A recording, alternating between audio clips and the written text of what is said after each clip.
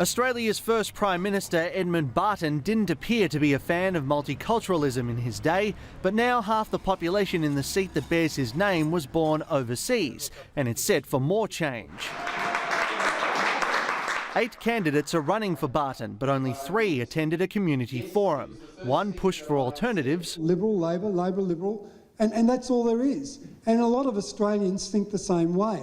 Another didn't mince his words. And the people that are responsible should be shot. The third was Steve McMahon, who's been tasked with retaining Barton for Labor. Former Attorney General Robert McClelland has been their representative since 1996, but now he's retiring. When I was pre-selected in April, the polls were looking dire then. So I was going into a situation where I was looking very much like I may not win the seat. But I'm not going to shy away from a battle. Steve McMahon, Labor for Barton. How are you? And according to the latest polls, a battle is what he'll get.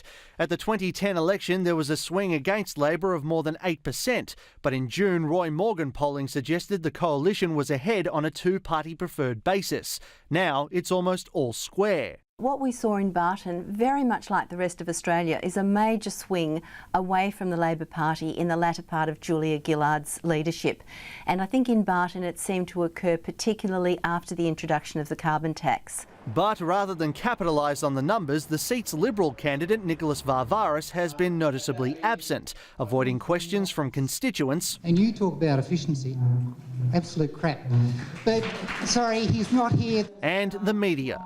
After a week-long effort to try and secure an interview with Mr Varvaris, a Liberal Party media advisor requested we send our questions in advance so that he could prepare. When we refused, the media advisor later told us Mr Varvaris was unavailable.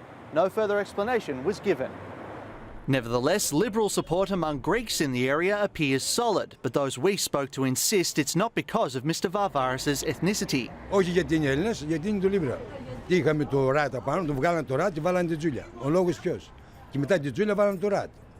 Αυτό είναι παιχνίδι. Our whole family votes Labor, but we're sort of thinking of our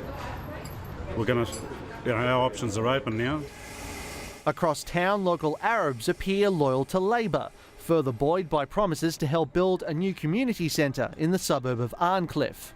I think it will actually, yeah, why not? I think we need a community centre in this area. بحكم معرفتي بحكم التجارب السابقة بحكم مراعاتهم للcommunity. A tight contest in anyone's language. Manny Tsigas, World News Australia.